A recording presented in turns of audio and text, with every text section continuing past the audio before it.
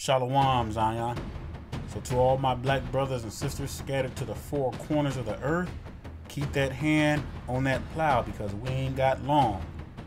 So in this lesson, we're going to call this one the grave dangers of following man. Now, I cannot stress this enough, how important this is. So we're going to cover a lot of things. I got some things that I need to share with you. So get your pens, get your paper, whatever you need to get, because we're going to go through these scriptures so you can see how devastating and how dangerous it is to follow and put our trust in man. See, there's a place that the Most High wants to bring us to, but we can't get there yet because of that reason. Now, I'm going to show you all the scriptures and the verses that camps like to use to try to seduce our people into joining and making them not leave their camps and what have you. This goes for the Christian churches as well, because I put them all in the same category. So we're going to cover those verses, and then I'm going to show you the verses that they don't cover, they don't tell you about, so that you can be warned, Zion. The Bible is clear. The Most High says to worship the Father in truth and in spirit. You show me one verse where Hamashiach went and joined a camp or a church, you're not going to find it, because it never happened. So with that being said, go ahead and grab your Bibles and we're going to get ready to get busy. Go ahead and turn your Bibles to Hebrews chapter 10, and let's look at verse 25 first, because here's one of the popular verses that the camps and the Christian churches like to use to seduce their members and making them believe that you have to be part of a church or a camp in order to be saved. So verse 25, it says, not forsaking the assembly of ourselves together, as the manner of some is, but exhorting one another, and so much the more as ye see the day approaching. What is it talking about, the day approaching? It's talking about the Most High is coming when that time comes. So you will see, and I'm going to show you, this has absolutely nothing to do with being or having to be part of a camp or a church, nothing whatsoever. Now let's go back up to verse 22, because when you're reading the scriptures, you got to read all of it. You can't just read one verse and then try to apply it to something wicked. Verse 22, it says, let us draw near with a true heart and full assurance of belief, having our hearts sprinkled from an evil conscience and our bodies washed with pure water. Now, brothers and sisters, that is an individual thing. That's working out your salvation with fear and trembling. And it goes on to say, let us hold fast the profession of our believing without wavering, for he is true that promised. Verse 24, and let us consider one another to provoke unto love and to good works. That has nothing to do with joining a camp. We have small groups. People join up with their families, with a friend. We are a scattered people. And back then, they had small groups where they were worshiping with one another, because they were all together in that place. In Jerusalem, they were in their land. We are a scattered people today. So to say that forsake not the assembling of ourselves means to join a camp or a church is false. It is false. The Bible says, where there's two or three gathered, there I am in the midst. And they didn't have back then, they didn't have the churches and the camps like we have set up today. And these camps and churches are purposely set up to rob and to deprive the children of the Most High. That's what they've been doing all these years for filthy lucre. And I'm going to prove that to you through the scriptures. All right, now let's go down to verse 26.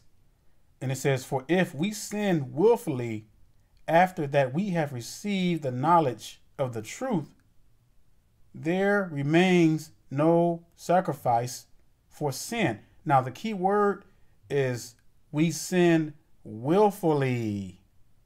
Not that if you make a mistake and fall, because, no one's perfect. And there's going to be times that we'll fall. But this says willfully, sin willfully. So if you're claiming that we have to be part of a camp and you're using the scripture where it says forsake not the assembly of yourselves with one another. And if you're assembling with wicked people, you are just as guilty. You see how that contradicts everything? So don't let these camp leaders, don't let these wicked people trick you to make you believing that you got to join their camps, that you got to join a Christian church, that you got to be part of religion. That's not what that verse is saying. And the Most High is clear. And the Most High is not playing in this hour. If we associate ourselves with deceivers and wickedness, we will be held accountable. All right, go ahead and turn your Bibles to Ephesians chapter 4, and let's look at verse 14. It says, that we henceforth be no more children, tossed to and fro and carried about with every wind of doctrine by the sight of men. Y'all hear that? I'm sorry, by the sleight of men and cunning craftiness, whereby they lie in wait to deceive. Now, when you really look at this and you think about the Christian churches, the camps, what do they constantly do with their followers? They constantly deceive. They use scare tactics. They use crafty tactics to try to will them in. Why? Because they need their money. They need their funding. It's all a scam. That's all it is. It's all a scam. All right, go over to Titus chapter 1, and let's look at verses 10 and 11. It says, for there are many unruly and vain talkers and deceivers, especially they of the circumcision. It's talking about us, whose mouth must be stopped, who subvert whole houses, teaching things which they ought not, for filthy lucre sake.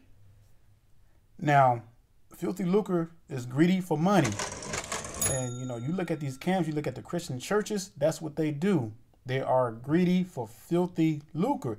Now, you may be saying, well, why are you comparing the camps with the Christian churches? Because they're no difference. They're the same. The only difference between the Christian church and the camps is that the camps actually know who they are for the most part.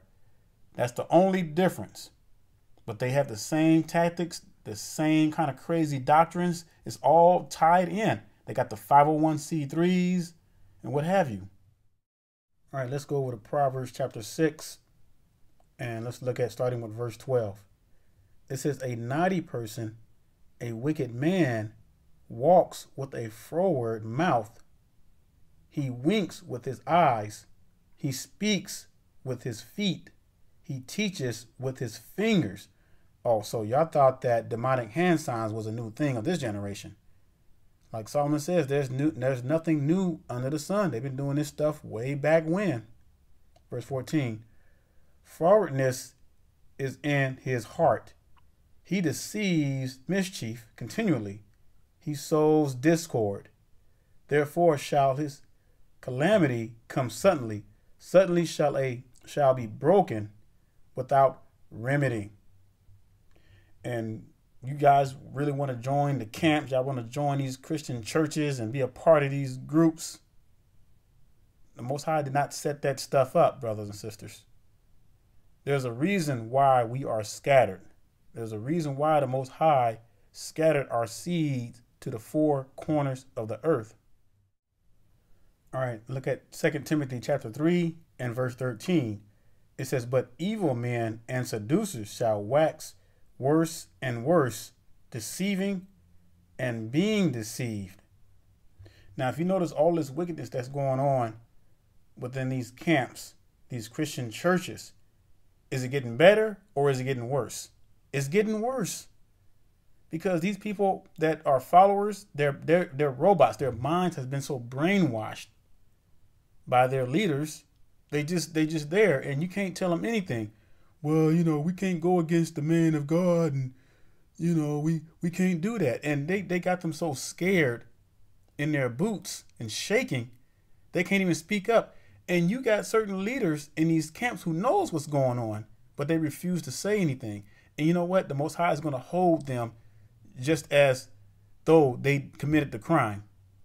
I'm telling you, this thing is nothing to play with. And the Most High holds us responsible, because if we see wickedness, it is our duty to expose it.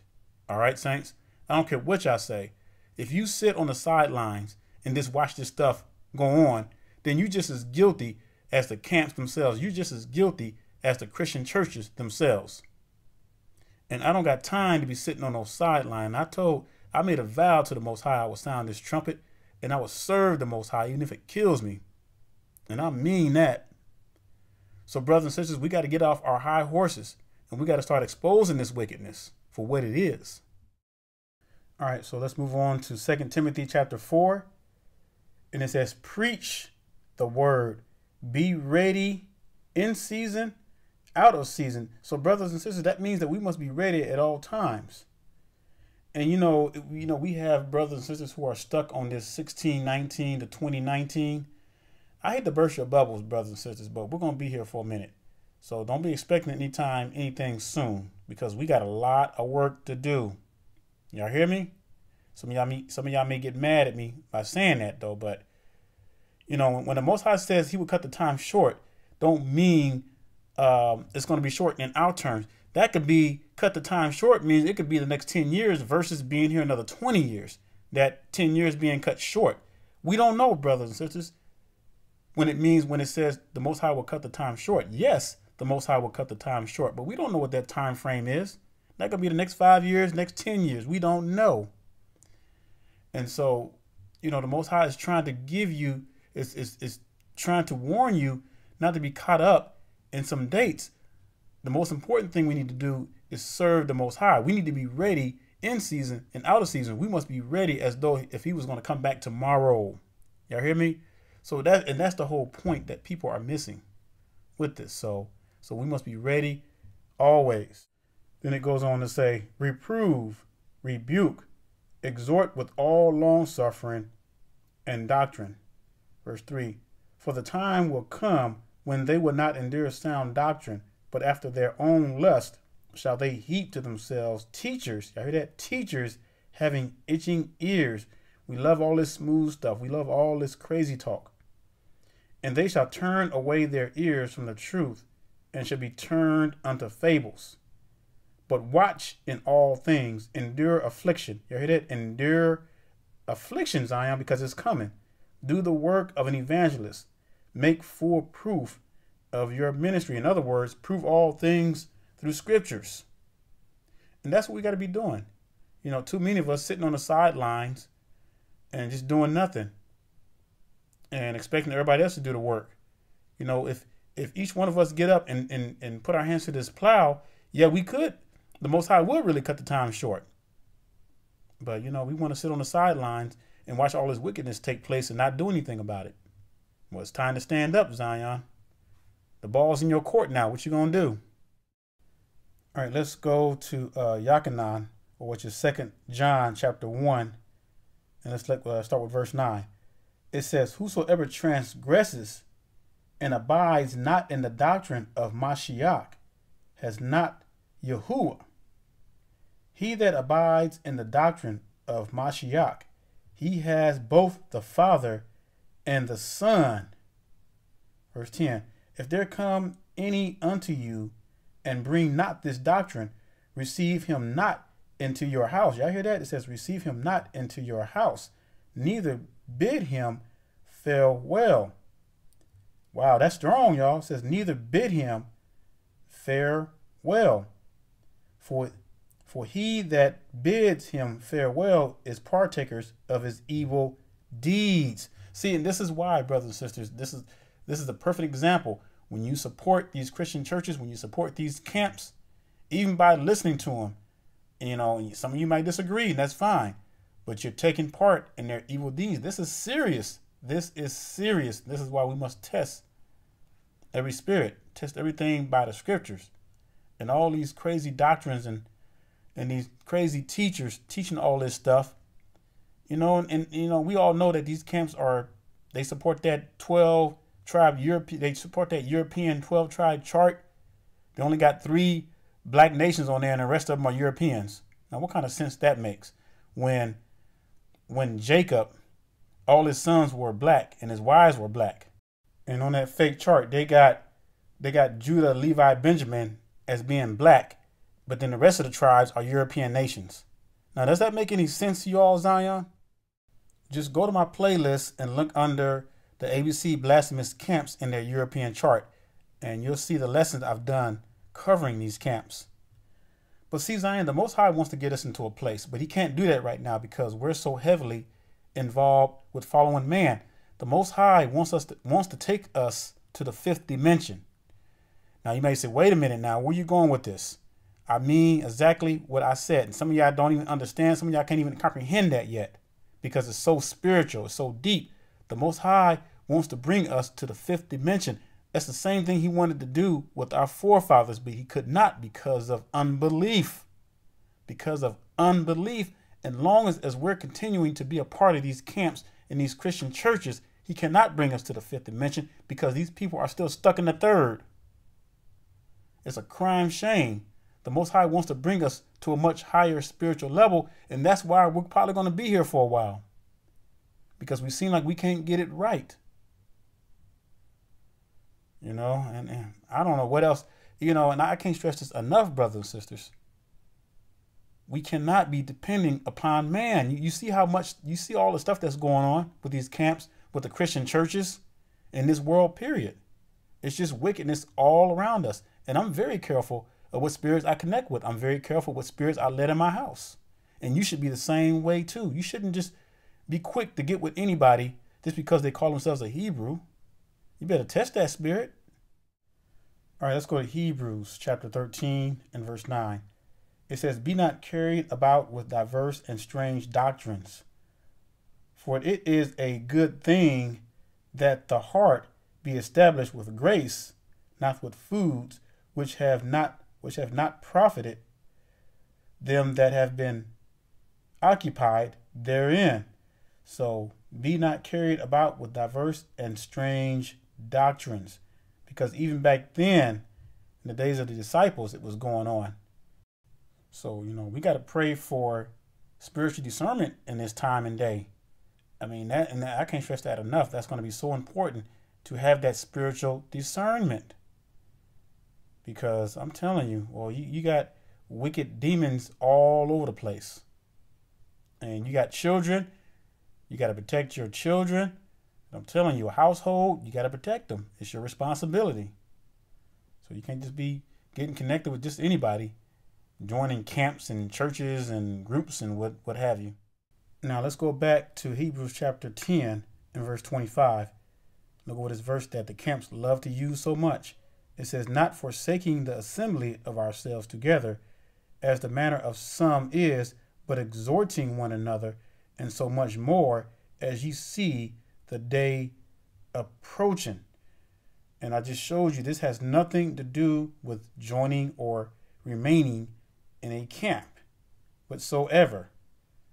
You know, and you got your family members. It may just be you and your children. It may just be you, you know, and somewhere where there's nothing but heathens, because we are a scattered people. So when we read stuff, we got to read things in context and what it really means. Because if you're assembling with wicked people, then that's going to be on you. And we will be held accountable for that kind of stuff. All right, let's go to Isaiah chapter 30 and let's look at verse 20. And I'm going to show you another verse that these camps like to use, especially GMS. Now, y'all know who GMS is. That's that crazy group that like to rape 12-year-old little girls. So let's look at verse 20. It says, and though Adonai give you the bread of adversity and the water of affliction, yet shall not your teachers be removed into a corner anymore, but your eyes shall see your teachers. Now, they use this heavily to justify them going out onto the street corners and cursing out the senior daughters of Zion.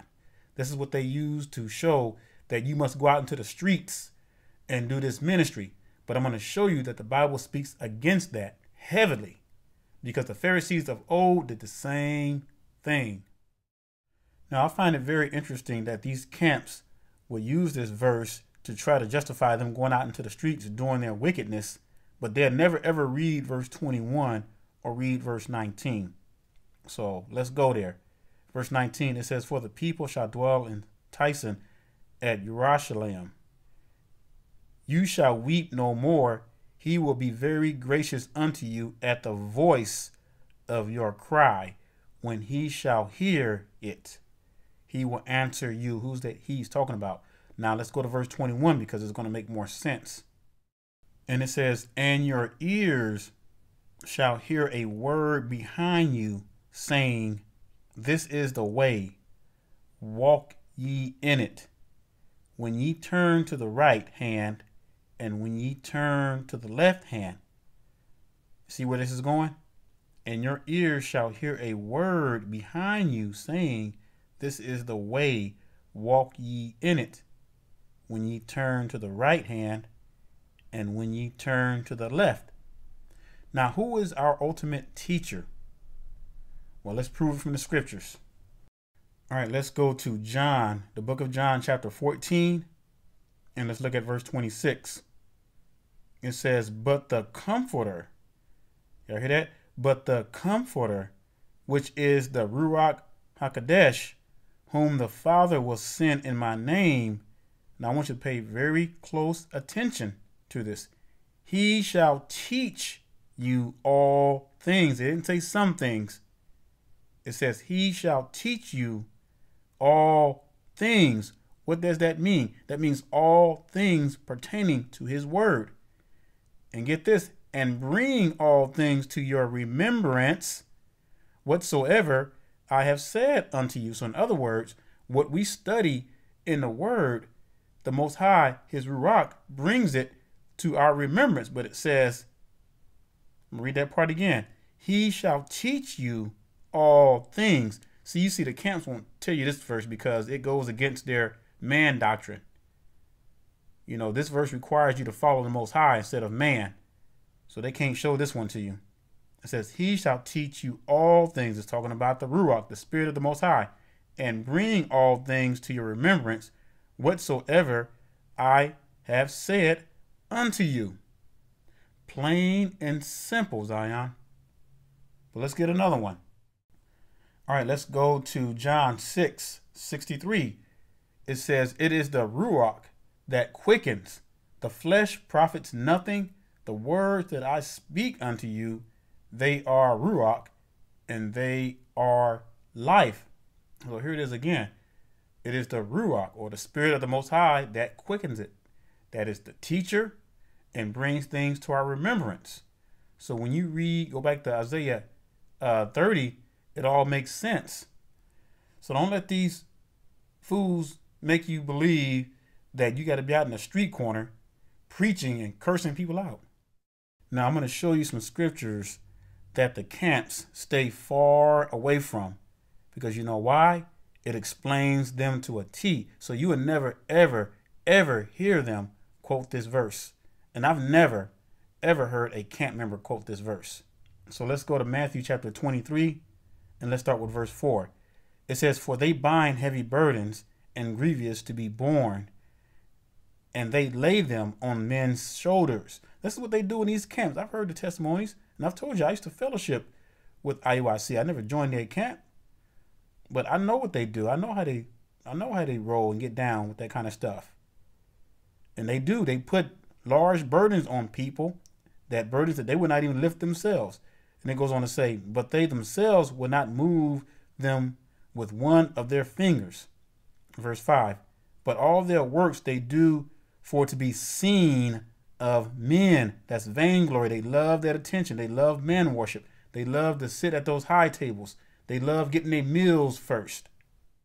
It goes on to say, they make broad their phylacteries, and that's the blue border. They would enlarge them, make them big for everybody can see them. And it goes on to say, and enlarge their tzitzits of their garments. Those are the fringes. You know, they would go crazy with it. Verse 6, and love the uppermost rooms at feast and the chief seats in a synagogue. That describes these camps to a T today. They love the attention. They love filthy lucre. They love the money. I mean, I'm telling you, they love that glory. They sit out there in their flashy garments and, it's all vainglory. Verse 7, and greetings in the marketplace, and to be called of men, Rabbi, Rabbi. They love that attention. They love when people brag on them. It's all about the vainglory. It's all about the rank, the money, the attention. They love it all, and it's all wickedness. And that's why you would never, ever hear them quote this verse. And, and the Most High is getting ready to drop the hammer. The wheats and the tares are growing together, and harvest is soon approaching us. Now, let's get another one they won't quote. Stay in that same chapter, but drop down to verse 23. It says, woe unto you, scribes and Pharisees, hypocrites, for ye pay tithes of mint and anise and cunning, and have omitted the weightier matters of Torah, judgment, mercy, and belief. These ought ye to have done, and not to leave the other undone. Now look what it goes on to say. Verse 24. Ye blind guides, which strain at a gnat and swallowed a camel.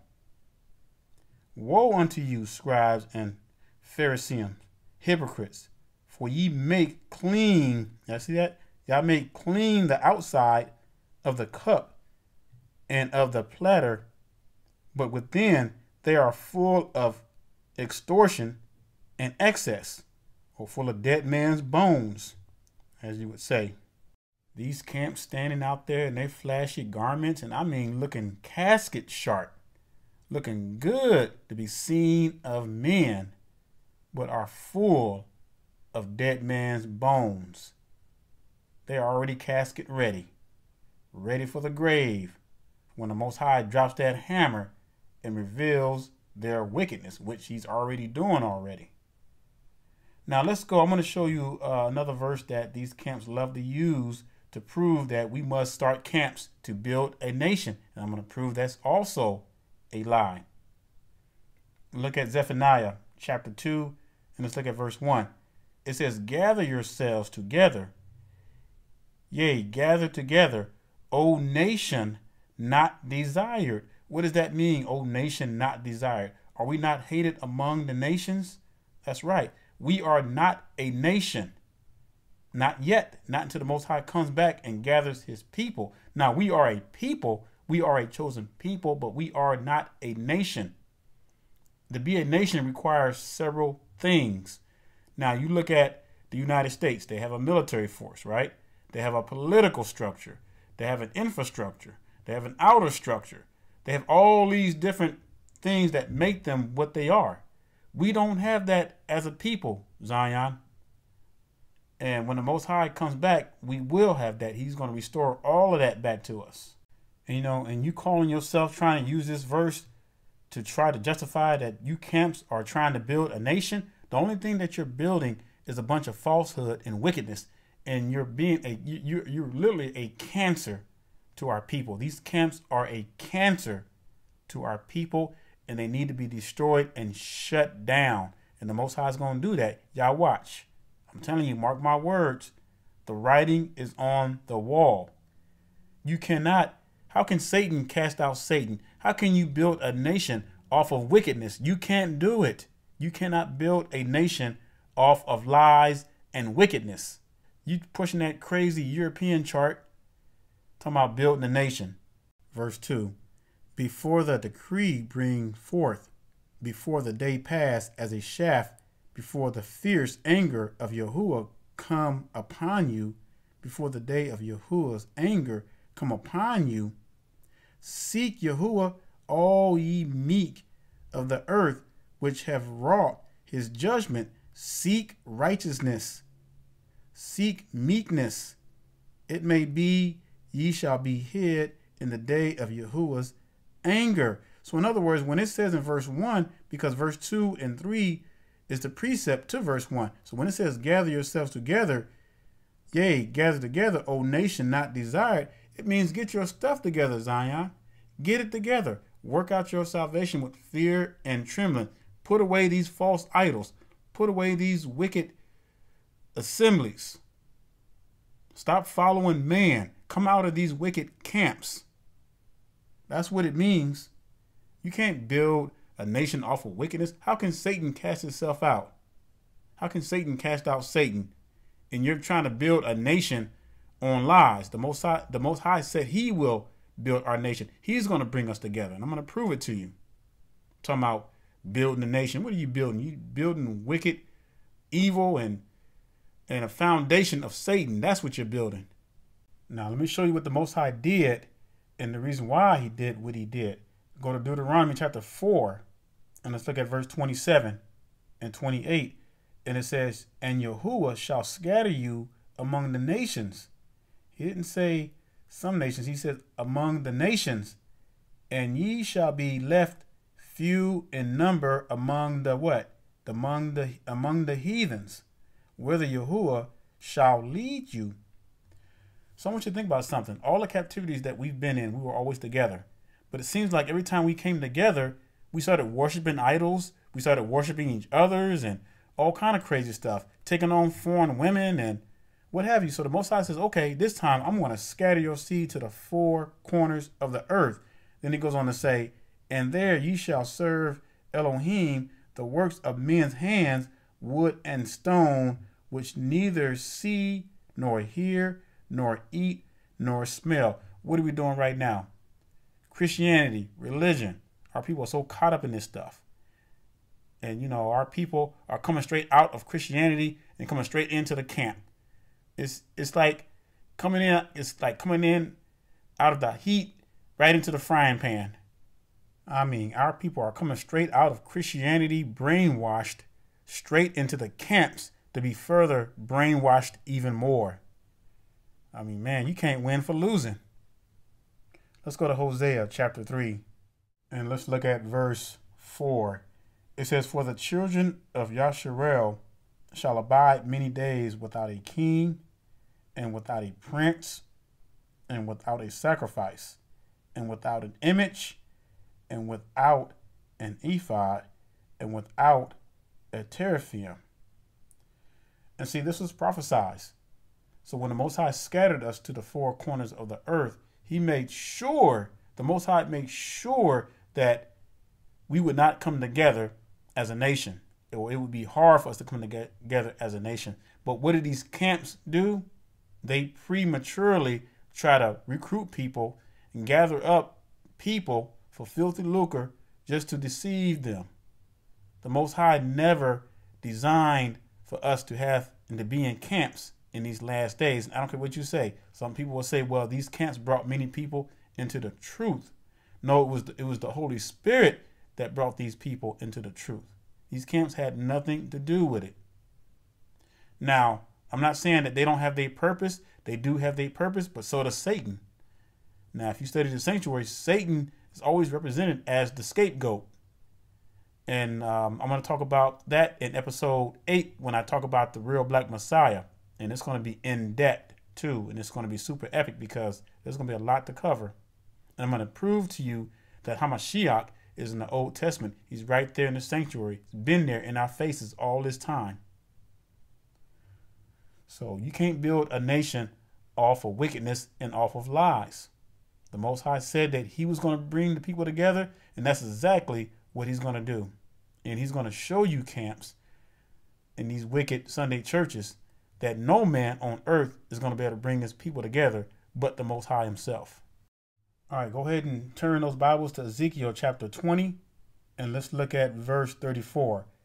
And it says, and I will bring you out from the people and will gather you out of the countries wherein ye were scattered. Now, remember, we just read in Deuteronomy 4:27 that the Most High scattered his people to the four corners of the earth.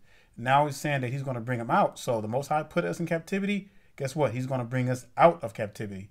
It goes on to say, the countries wherein ye are scattered with a mighty hand and with a stretched out arm. And get the third part, and with fury poured out. So when the Most High gets ready to gather us, we're going to know. The whole world is going to know. And it's not going to be in 2019. So y'all can get that out your brains, because the whole world is going to know when that happens. The Most High is going to bring us out of these countries from whence we were scattered to. Not no doggone camps, not no Sunday churches, not any Hebrew organization. Only the Most High. Let me repeat that again, because I think some of y'all got wax in your ears. Only the Most High is going to bring us together. And the Most High only is going to build and make us into a nation. Regardless of what these camps are trying to do, they can't do it. And that's why they're failing. That's why all their wickedness is being revealed even as we speak. Because the Most High did not set these camps up. Man set these camps up, just like man set up religion. It was all man's doing, all for filthy lucre to control the minds of the people. And these, our brothers and sisters, that's why we got to pray for our brothers and sisters in these camps, because they are just as brainwashed, more so, than when they were in Christianity. It's just a higher level of brainwashing, which is more dangerous. And this is why we don't need to be following man or his ways. Let's go to Jeremiah chapter 17 in verse 5.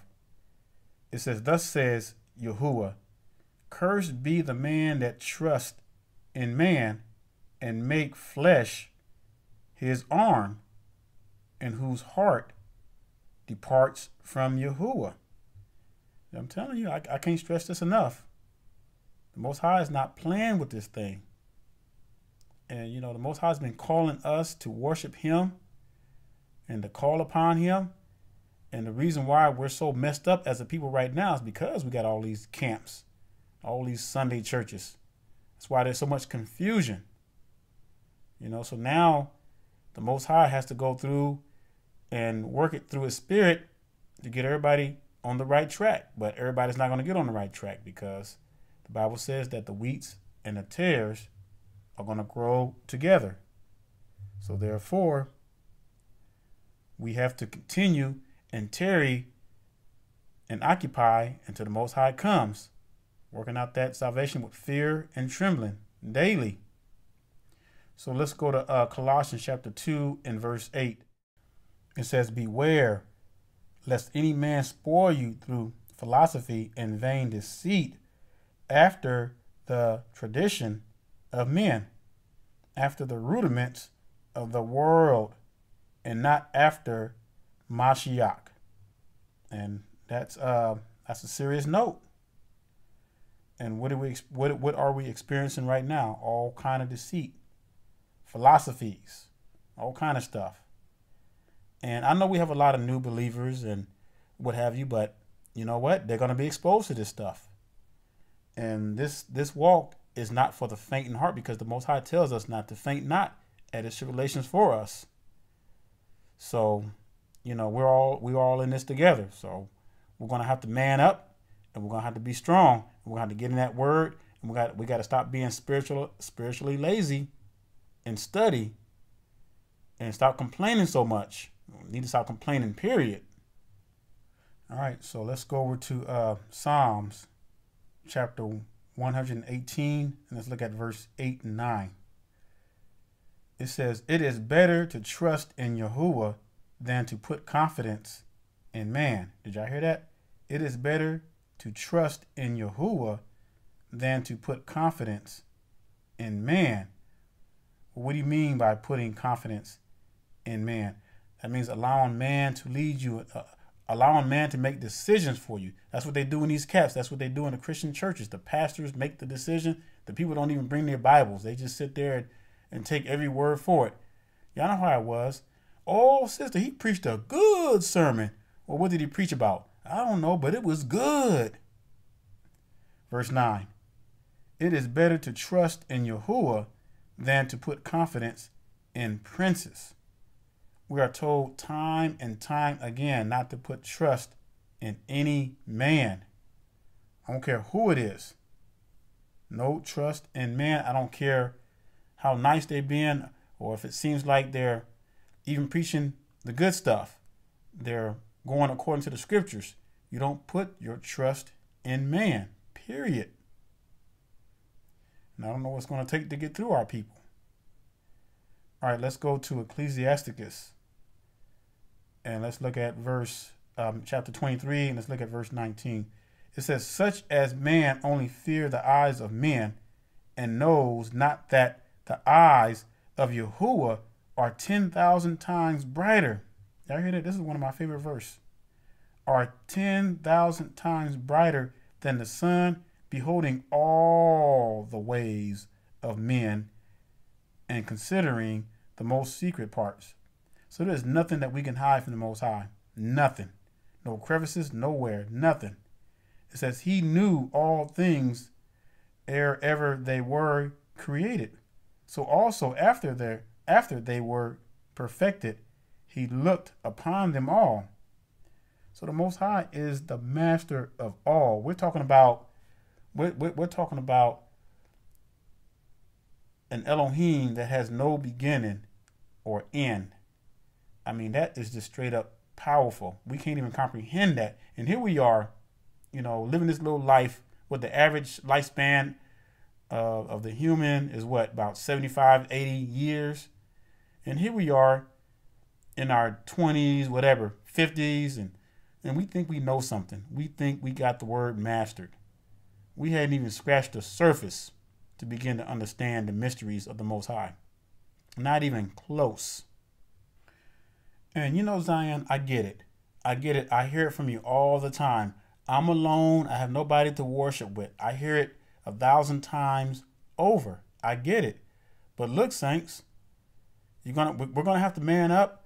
We're gonna have to put that trust in the Most High. You might be lonely at times, but you're not alone.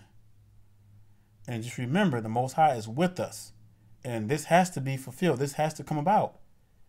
And we got to take the crookeds with the straights. It's just plain and simple. I can't explain it no other way. Our forefathers messed up, so therefore we have to take the brunt of it. And we just, I know it's a hard pill to swallow for a lot of our people, but we're just going to have to, a lot of us going to have to roll with the punches. We're going to have to roll with the punches. But what's most important is enduring. And that's what we must do. We must endure to the end, Zion. So just remember, pray for one another. Don't give up on your family members. I know we got some stiff-necked family members, but you got to keep praying for them. I'm not saying that you got to keep getting in their faces. Just step back, leave them alone, but just pray from a distance. So with that being said, Zion, I really pray that you were edified. I pray that you really got something out of this, and I encourage you to keep on studying, because we could have been here forever. I mean, there's just so much, but don't worry. There's plenty of more lessons to come. I'm going to keep going until we can't go no more. And so with that being said, Zion, I'm going to leave you with Revelation 14:12. You know the deal. Y'all should already have it memorized by now. I'll say shalom and stay strong.